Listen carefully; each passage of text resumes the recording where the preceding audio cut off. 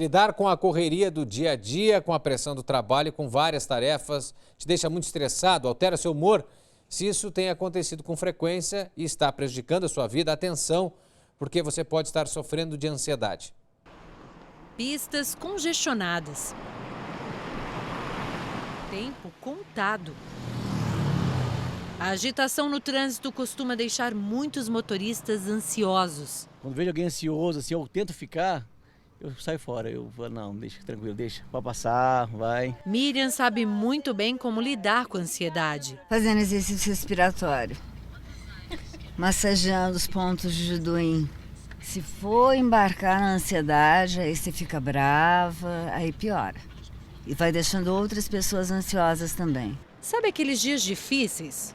Como não deixar a correria e os problemas do dia a dia nos enlouquecer? Eu tento ficar tranquila, administrar o tempo, né? Colocar as urgências na frente, aquilo que realmente for urgente, colocar em primeiro lugar e fazer o que puder. Caso contrário, estamos perdidos. Dados divulgados pelo Ministério da Saúde revelam que cerca de 12% da população brasileira é ansiosa.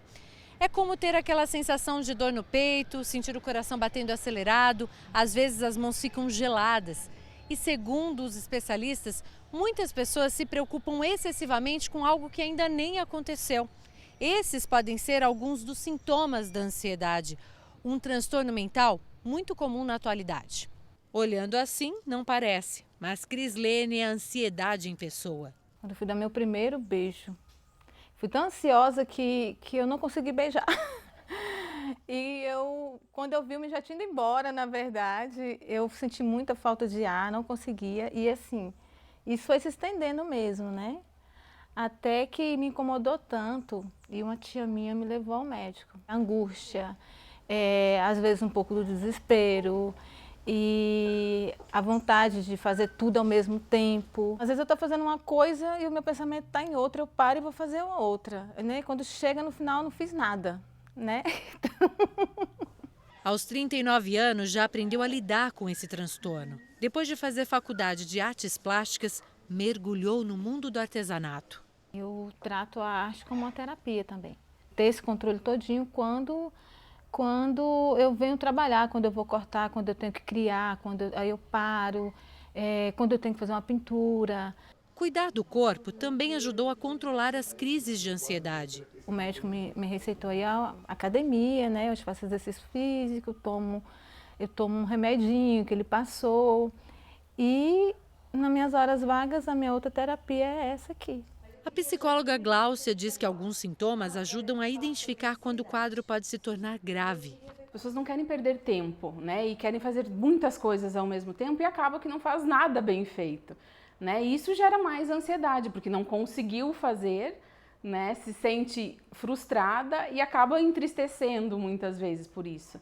Essas reações, elas deixam de ser naturais, normais, né? E passam a preocupar, né, quando elas são muito intensas, né, quando elas são frequentes, quando acontece cada vez mais, a pessoa não consegue relaxar. Só um profissional pode identificar se a pessoa sofre ou não desse transtorno. Um psiquiatra, um psicólogo, né, é preciso procurar os profissionais especializados nisso. Um profissional é aquele que vai conseguir discernir, né, o normal do patológico, digamos assim.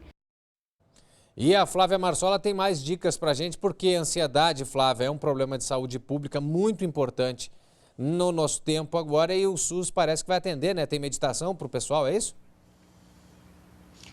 Tem sim, Porta Nova, tem várias práticas como yoga, meditação, tai chi chuan, fitoterapia. Mas sobre esse assunto nós vamos conversar com o chefe do Núcleo de Práticas Integrativas, que é o Alexandre Steck. Alexandre, como identificar a ansiedade, como lidar com ela, né, controlar? É interessante a gente pensar que hoje em dia as emoções naturais são vividas como patologias. A gente não diz estou nervoso, a gente diz estou ansioso. Na verdade, como foi falado anteriormente, é uma questão de você perceber seu corpo. A ansiedade mesmo, ela é uma sensação de desconforto e que exige cuidados. E nós temos na Secretaria de Saúde serviços de qualidade em que estão ligadas às práticas integrativas, que no DF são 14, e que de alguma forma elas servem para essa capacidade de mudar o seu quadro de ansiedade ou de nervosismo. Agora, qualquer posto de saúde oferece isso? Como que a pessoa pode identificar onde procurar, qual posto? Na verdade, a gente tem em todas as regionais, mas não em todos os centros de saúde.